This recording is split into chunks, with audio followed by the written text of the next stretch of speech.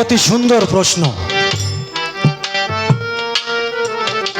এর আগে যখন আমরা এই যে তরিকতের কথা আলোচনা করি, কোনো পীর মা সাহেব গল্প গুজব শুনি, তখন মনে হয় যে পিসা বাবাই ভালো।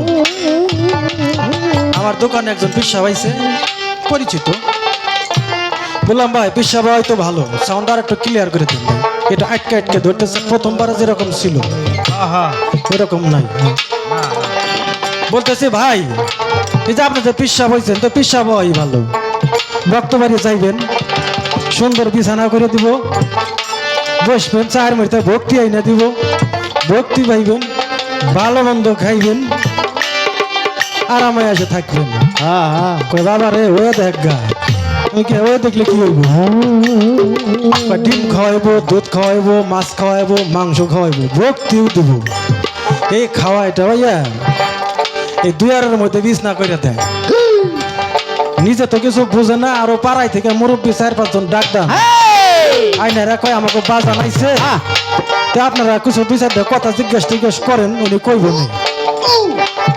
হ্যাঁ আইসা শুরু করে যে এটা বানাইলো কিতা, ওইটা বানাইলো কিতা, এই একজন করে কয়, হে যায় ঘরে হয়, আর একজন আইসা বসে এমনি করে তত্ত্ব কইতে কইতে ওই আমার দুধ খাওয়ায় না, ও তার সব বেশি রাই হইতে। কারণ সকালবেলা বাড়ি আইসে ওই ডাক্তারের কাছে না যাওয়া পর্যন্ত আমার শরীর ঠিক হয় না, এই জন্য ওর মধ্যে যাইস না, না যাওয়াই ভালো।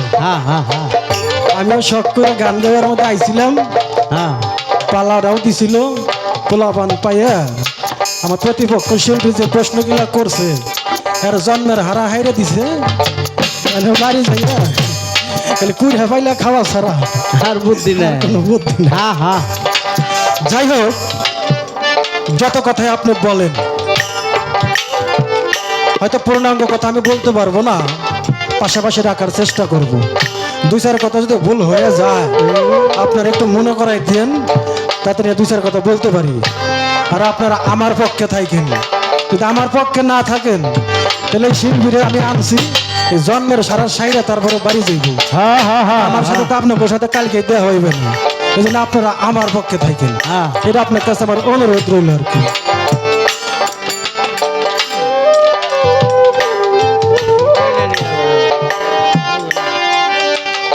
আগে শেষদার দফা হাইরা নেই, তারপরে প্রশ্নের বাকি জবাবের মধ্যে যাইতেছি। তুমি যে শরীয়ত সম্মত ভাবে প্রকাশ্যে মসজিদে সেজদা দাও, তুমি কারে দিয়া দাও? কিছুই দাও না, মনে মনে কল্পনায় রাখো যে আমি আল্লাহরে দেখতেছি, আল্লাহ আমারে দেখতেছি, আন্দাজের উপরে। কোরআন শরীফ সূরা ইউসুফ 99 এবং 100 এই আয়াতের মধ্যে আছে, ইউসুফ নবী যখন মিশরে থাকে, তার 10 ভাই যখন খবর পায় যে আমার ছোট ভাই ইউসুফ মিশরে আছে, তার বাবা ইয়াকুব নবীর কাছে যখন খবর দেয়, ইয়াকুব নবী সহ যখন সে মিশরে পৌঁছায়, তখন 10 ভাই সেখানে উপস্থিত হয় এবং ইউসুফ নবীর ডাইন পাশে সেই মা বাবাকে বসতে দেয়। তার 10 ভাই সেই ইউসুফ নবীকে সেজদা করেছিল, সেটা সূরা ইউসুফের 99 এবং 100 নম্বর আয়াতের মধ্যে প্রমাণ রয়েছে। সেটাকে বলা হয় তাজিমি সেজদা। আপনি যদি সেই তাজিমি সেজদা করেন সেখানে কোনো গুনাহ নাই, আর আপনি যদি মানুষকে সেজদা করেন তাহলে গুনাহ আছে। আর আপনি মুর্শিদকে যদি সেজদা করেন, মানুষ ভাইবা যদি করেন, তাহলে আপনিও মানুষ, সেও মানুষ, তার কাছে গেছেন কেন? যখনই আপনি তার কাছে গেছেন তাহলে আপনার সে নিশ্চয়ই বেশি বুঝে, আর যেহেতু সে বেশি বুঝে নিশ্চয়ই আপনার গুরু সে, আর সেই মনুষ্য জ্ঞানে যদি তাকে ভক্তি বা সেজদা করেন আপনার শিরক হবে।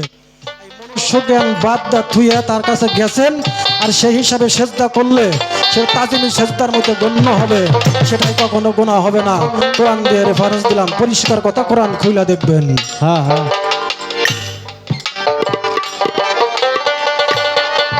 বায়াতের কথাটা কই, একটা গান ধরুন। বায়াত শব্দের অর্থ অঙ্গীকার। আমি আপনার কাছে অঙ্গীকার করলাম, আপনি যা বলবেন সেটা মানব, এটা হচ্ছে অঙ্গীকার। এই নবীর বংশ আমাদের এই বাংলাদেশে আসে নাই। কিন্তু যদি আপনি রক্তে মাংসের বংশধর ধরেন, তাহলে তো নবীর বংশ তো আবু জেহেলের জন্ম হয়েছিল। তাহলে তো আপনি আবু জেহেলরেও তো আপনি নবীর সম্মান করতে পারেন। যেহেতু তা করেন না, তাহলে আবু জেহেলও কখনো নবীর বংশ না, নবীও আবু জেহেলের কখনো বংশ না।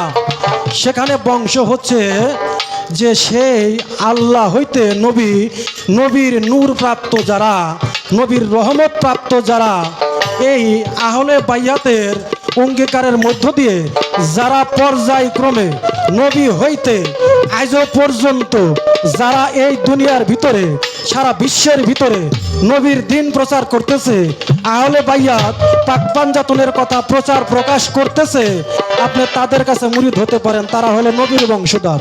এখানে নবী একটা সুপ্রিম পাওয়ার। এই নবী সুপ্রিম পাওয়ার। নবী কারো জন্ম নেই, জন্ম কারো দেয় না। নবী হচ্ছে একটা পাওয়ার। সেই পাওয়ার যার মধ্যে আছে, আপনি তার কাছে যাইতে পারেন। সে হচ্ছে প্রকৃত নবীর বংশধর। নবী কখনো রক্ত মাংসের নয়। এই জন্যই রক্তে মাংসের বংশধর যারা, তার কাছে আপনি যাবেন না। যাবেন কি নূরপ্রাপ্ত যারা, তার কাছে আপনি যাবেন। এ পৃথিবী ভৈরী আছে, আগেও ছিল, এখনো আছে, ভবিষ্যতেও থাকবে। তা যদি না থাকতো তাহলে মানুষ সত্যের সন্ধান পাইতো না।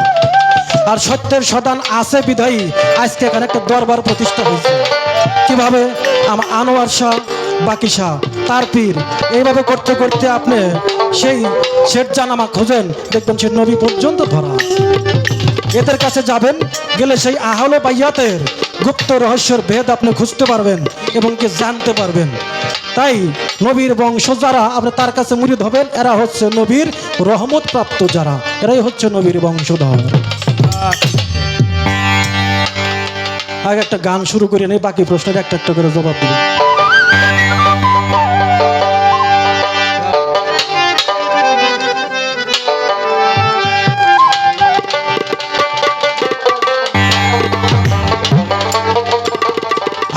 সাগরে খুঁজলে পাবি তারে আপন ঘরে।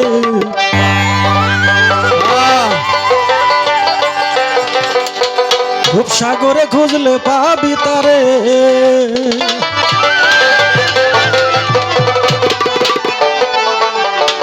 ওরে রূপসাগরে খুঁজলে পাবি তারে আপন ঘরে। রূপসাগরে খুঁজলে পাবি তারে, রূপসাগরে খুঁজলে পাবি তারে আপন ঘরে।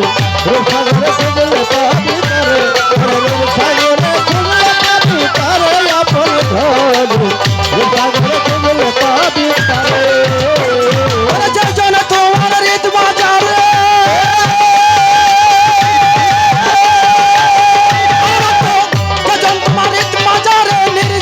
সজীব করে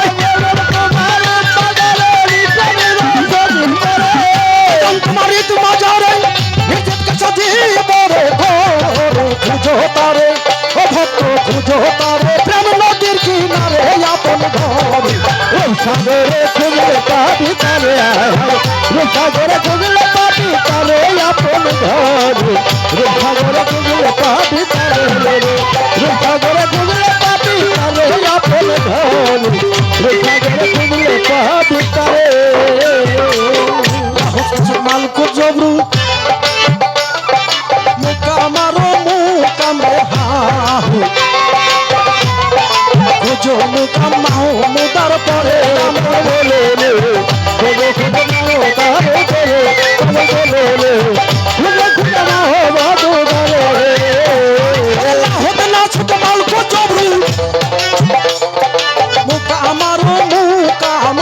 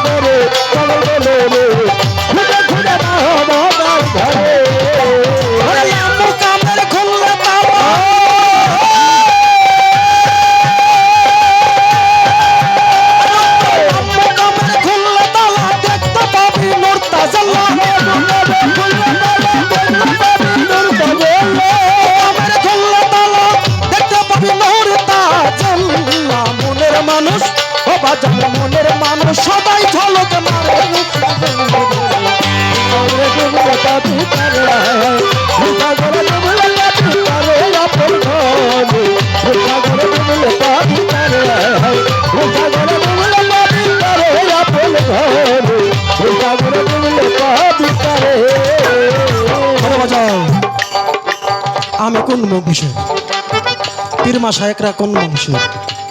আমি একজন মানুষ, চর্মচক্ষে আমাকে দেখা যায়, আমি মানুষ। এই যে আমার খাঁচা, এই খাঁচাটা 18 চিজ দ্বারা গঠন। কারণ পীরমা শায়েক যে সেও ভাত মাছ খায়, আমরাও ভাত মাছ খাই, তাহলে পার্থক্য কোথায়? এই মানুষের ভিতরে একটা মানুষ আছে, যে মানুষটার সন্ধান করার জন্যে আর একটা মানুষের কাছে যাইতে হয়। আমি যেমন দুনিয়া লোভী, মোহ, এই মোহের ছোঁয়া আমার মধ্যে আছে। কি? আমাকে দেখলে রাস্তাঘাটে একটা মেয়ে মানুষ ভয় পায়। আমি যদি একটা রাস্তা দিয়ে হাঁটি, একটা মেয়ের বয়সী, বোনের বয়সী যদি একটা মেয়ে রাস্তা দিয়ে যায়, দেখবেন আমাকে দেখে সংকোচ বোধ করতেছে, কি জানি কিছু বলবেই নাকি, যদি দূরে কথা কয়ে ফেলাই দেয়। তার মানে আমি যে খারাপ লোক আমি কিন্তু পরিচয় দেই নাই। আর ওই মেয়েটাও কিন্তু আমার সম্পর্কে জানে না, কিন্তু আমাকে দেখে তার ভিতরে ভয়ের সঞ্চার হয়েছে। তার কারণ এই আমার এই চেহারার মধ্যে একটা জানোয়ারের স্বভাব প্রকাশ পাইছে, যে কারণে একটা হিংস্র জানোয়ার দেখলে যেরকম একটা মানুষ ভয় পায়, তাই আমাকে দেখলেও একজন নিরীহ মানুষ ভয় পায়। আমার ভিতরে জানোয়ারের স্বভাব। আর একজন কামেল মুর্শিদ আল্লাহওয়ালা লোক রাস্তা দিয়ে যাওয়ার সময় দেখবেন অনপরিচিত একটা লোক, চিনেন না, জানেনও না, দেখেনও নাই কোনোদিন, তারপরও তারা দেখলে মনে হবে মনে হয় লোকটা আমার একটু চেনা, এই লোকটা মনে হয় আমার খুব কাছের মানুষ, আত্মার একজন মানুষ। ডাকটা দুইটা কথা কই, নিষ্কাম প্রেম জাগ্রত হয়। হোক সে মেয়ে মানুষ, হোক সে পুরুষ মানুষ। রাস্তা দিয়ে কত মহিলারা যাইতেছে, দেখলে মনে হয় পায়ে হাত একটু সালাম করি, কারণ তার ভিতরে মাতৃত্ব শক্তি জাগ্রত। তাই আমিও যে মানুষ, একটা পীরও সেই মানুষ, কিন্তু পীরে দেখলে পায়ের হাত দিয়ে চুমা খাইতে ইচ্ছা করে, আর আমারও দেখলে জানোয়ারের কথা মনে হয়। কেন মনে হয়? এই আমিত্ব সত্তাকে বিরক্ত কইরা দিয়া পরম সত্তার উপরে প্রতিষ্ঠ হইয়া একজন এই মানুষ আল্লাহওয়ালা মানুষ হয়। আর সেই মানুষের সোহাব্বতে এবং মোহাব্বতে যদি কোনো মানুষ যায়, দাসত্ব স্বীকার করে তার গোলামিতে রুজু থাকে, এক সময় ওই মানুষটাও আল্লাহওয়ালা মানুষ হবে। আর যখন এই মানুষ আল্লাহওয়ালা মানুষ হবে, তখনই তুমি বুঝতে পারবে যেটা কোন মানুষ। এটা কি তোমার মতোই মানুষ, না সে আলাদা একটা মানুষ। আর এই মানুষকে খুঁজতে গেলে তুমি যাও একজন হক্কানি মানুষের কাছে যাও। যতক্ষণ পর্যন্ত তুমি হক্কানি মানুষের কাছে না যাইবে, ওই জগতের শিক্ষা তুমি গ্রহণ না করবে, তখন তোমার এই চোখ দিয়ে তোমার আল্লাহর ওলি যেরকম মনে হবে, একজন খারাপ চরিত্রের মানুষকে একই রকম মনে হবে। তার কারণ হইতেছে সাদা কালো টিভি। বা লম্বা মানুষের দেখলেও সাদা কালো, ওই খারাপ মানুষের দেখলেও সাদা কালো, কারণ টিভিটাই হইতেছে সাদা কালো। এই জন্য তোমার ভিতরে এক রং, দুনিয়া লোভী, পশুত্ব স্বভাবে ভরপুর। এই জন্য তোমার এই চোখ দিয়ে কখনো কামেল আর অকামেল পার্থক্য করতে পারবে না। এটা পার্থক্য করলে তুমি আগে মাথা নিচু করে একজন কামেলের গোলামিতে যাও, তারপরে তুমি বুঝবে যে আমি মানুষ না সে মানুষ। আর সেই মানুষের কাছে তুমি তো বায়াত গ্রহণ করো, বিশ্বের সমস্ত কিছু আনাচে কানাচে কোথায় কি আছে সমস্ত কিছুর রহস্য তুমি খুঁজতে পারবে। এর আগে তুমি পারবে না। আর এই জন্য তুমি মুর্শিদের রূপে ডুবে থাকো।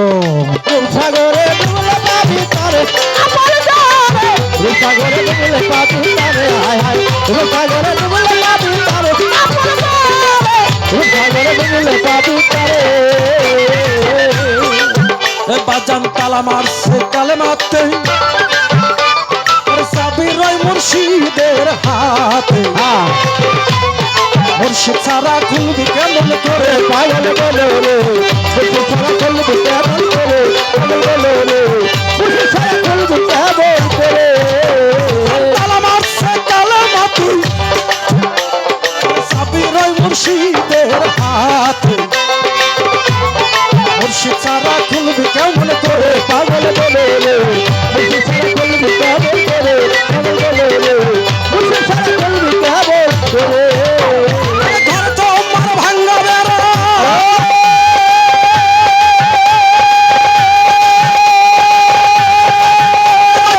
ঘরে তোমার ভাঙ্গা বেড়া রিপোর্টে কইরা সে তারা ঘরে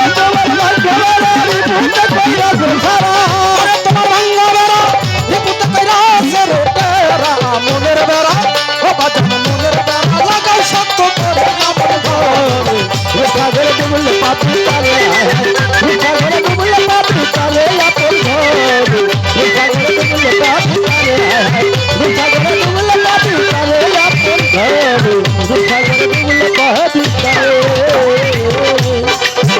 বাজাও যদি পীর হয় আল্লাহ পীরকে যদি আল্লাহর চোখে দেখি তাহলে কোরআন শরীফের মধ্যে সূরা ইখলাস কুলহু আল্লাহু আহাদ আল্লাহু সামাদ লাম ইয়ালিদ ওয়া লাম ইউলাদ ওয়া লাম ইয়াকুল লাহু কুফুয়ান আহাদ এই যে কোরআন শরীফের মধ্যে সূরা ইখলাস যদি কোনো শিক্ষিত লোক থাকেন বা জ্ঞানী মানুষ থাকেন বা যে ধরনের লোকই থাকেন একটু খেয়াল করেন জনম ভরিতে গেলে বললাম যে নামাজ পড়তে গেলেও সূরা ইখলাস পড়ি কুলহু আল্লাহু আহাদ আল্লাহু সামাদ এই সাপের মন্ত্রের মতো পড়ে দেখলাম রহস্য বুঝলাম না একটু খুলে দেখেন কুলহু আল্লাহু আল্লাহু আহাদ এক আল্লাহু সামাদ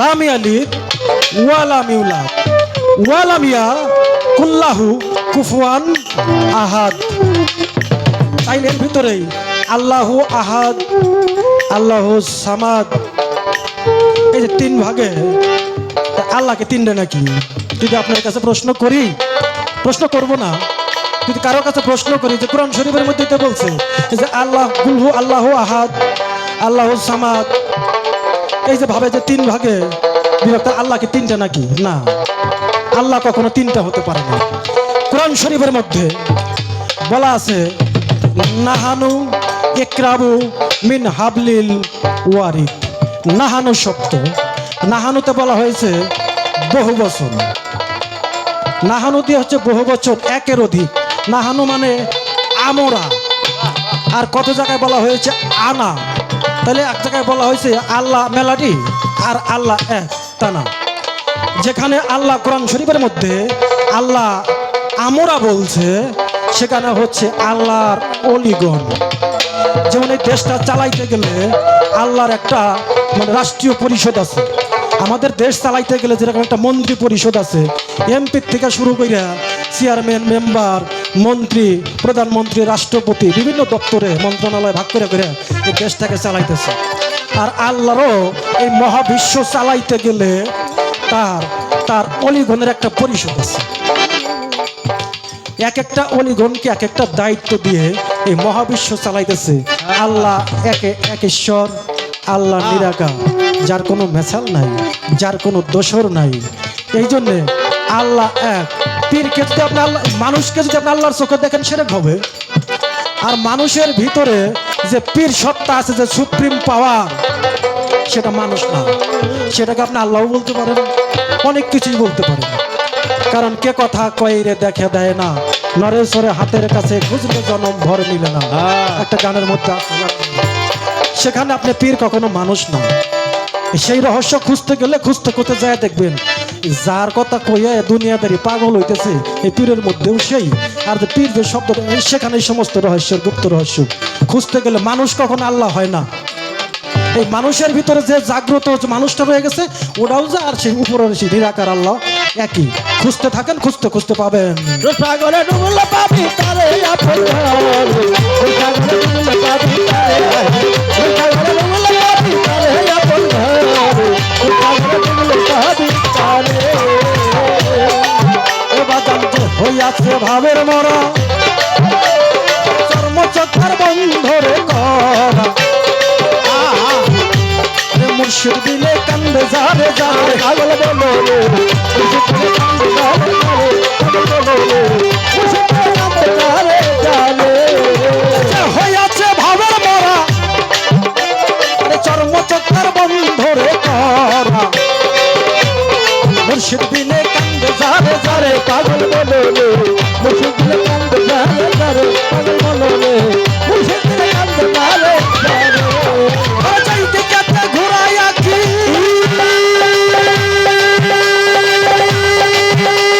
চাইতে কাতে ঘুরাইয়া কি সেই দিকেই তোমারে আরে কে দিলে ঘুরাইয়া কি সেই দিকে তোমারে দেখি ঘুরাইয়া কি সেই দিকেই তোমারে দেখি হালিম মিয়া ও সাধক হালিম মিয়া চিনল না তোমার হে আপন ঘর সাগরে ডুবলে পাপি তারে সাগরে ডুবলে পাপি তারে আপন ঘরে সাগরে ডুবলে পাপি তারে সাগরে ডুবলে পাপি তারে আপন ঘরে সাগরে ডুবলে পাপি তারে